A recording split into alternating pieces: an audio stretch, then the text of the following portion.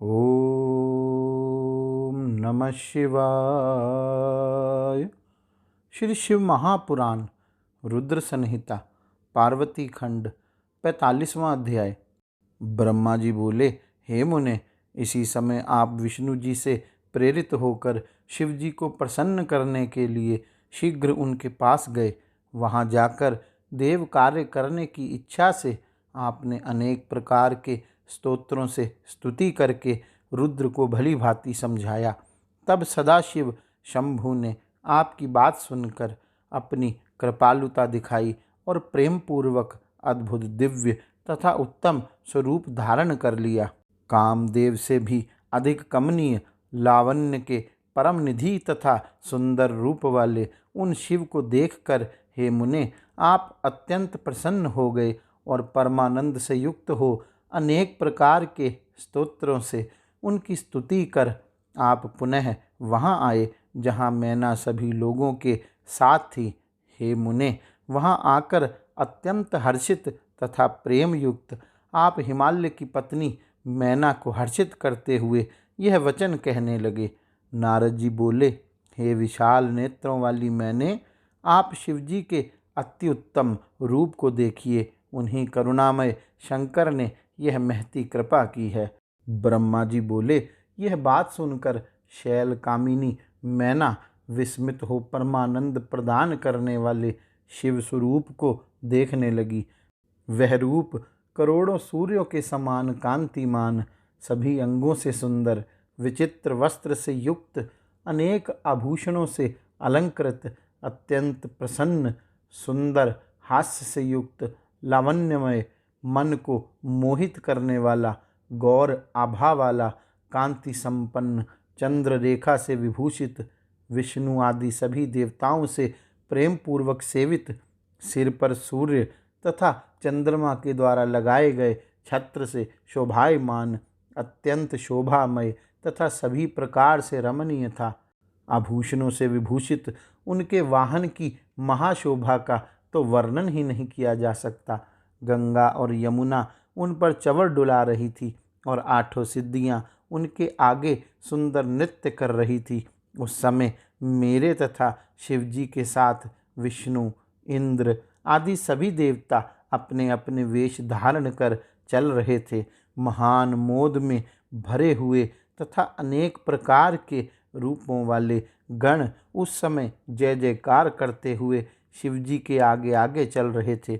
सिद्ध, अन्य देवता, महामंगलकारी मुनिगण तथा अन्य लोग भी प्रसन्न होकर शिवजी के साथ चल रहे थे। इसी प्रकार सजे हुए सभी देवता अपनी स्त्रियों को साथ लिए कौतूहल से युक्त हो परब्रह्म शंकर जी की स्तुति करते हुए चल रहे थे।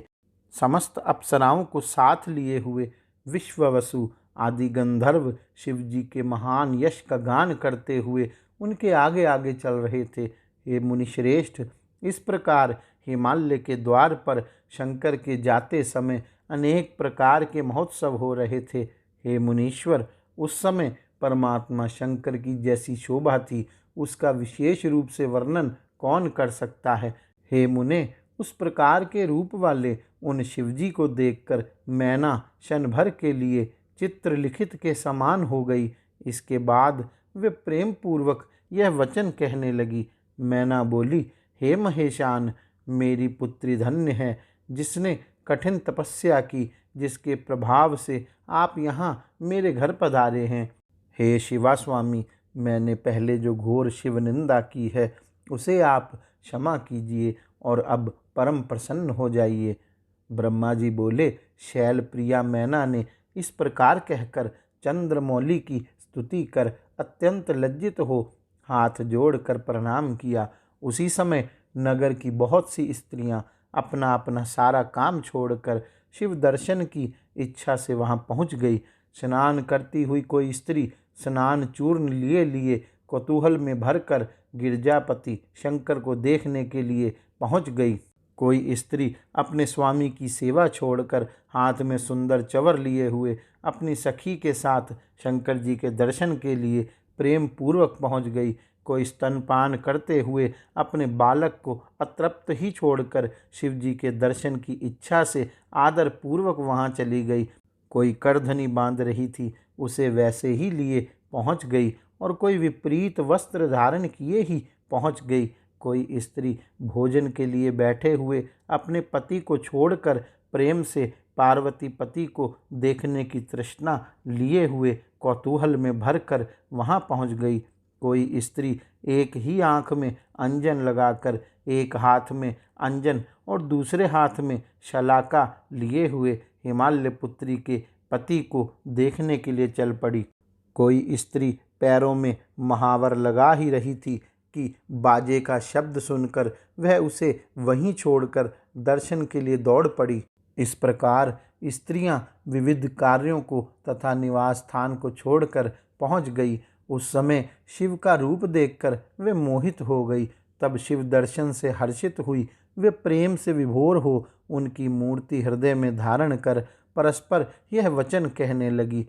पूर्ववासिनियां बोली, हिमालयपुरी में रहने वालों के नेत्र सफल हो गए। जिसने इस स्वरूप को देखा, आज उसका जन्म सफल हो गया। उसी का जन्म सफल है एवं उसी की क्रियाएं सफल हैं, जिसने संपूर्ण पापों का नाश करने वाले साक्षात शिव का दर्शन किया।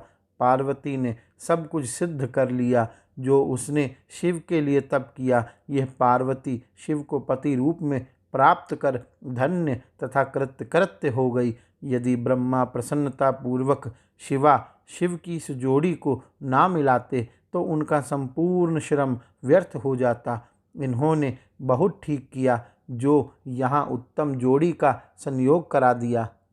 इससे सभी के समस्त कार्यों की सार्थकता हो गई। बिना तपस्या के मनुष्यों को शिवजी का दर्शन दुर्लभ है। आज शिवजी के दर्शन से ही सभी लोग कृतार्थ हो गए। जिस प्रकार पूर्व समय में लक्ष्मी ने नारायण को पति रूप में प्राप्त किया था, उसी प्रकार ये पार्वती देवी भी शिव को प्राप्त कर सुशोभित हो गई। जिस प्रकार सरस्वती ने ब्रह्मा को पति रूप में पाया था, वैसे ही पार्वती देवी शंकर को प्राप्त कर सुशोभित हो गई। हम सभी स्त्रियां धन्य हैं तथा सभी पुरुष धन्य हैं जो गिरिजापति सर्वेश्वर शिव का दर्शन कर रहे हैं। ब्रह्मा जी बोले, हे नारद, ऐसा कहकर उन लोगों ने चंदन एवं अक्षत से शिवजी का पूजन किया और आदर पूर्वक उनके ऊपर लाजा की वर्षा की। उसके अनंतर सभी स्त्रियां उत्सुक होकर मैना के साथ खड़ी रही और हिमालय तथा मैना के महान भाग्य की सराहना करने लगी। हे मुने, स्त्रियों के द्वारा कही गई उस प्रकार की शुभ बातों को सुनकर विष्णु आदि सभी देवताओं के साथ प्रभु अत्यंत प्रसन्न हुए। इस प्रकार श्री शिव महापुराण के अंतर्गत द्वितीय रुद्र संहिता के तृतीय पार्वती खंड में शिव के सुंदर स्वरूप और पूर्ववासियों के उत्सव का वर्णन नामक 45वां अध्याय पूर्ण हुआ। गौरी शंकर भगवान की जय। ओम नमः शिवाय।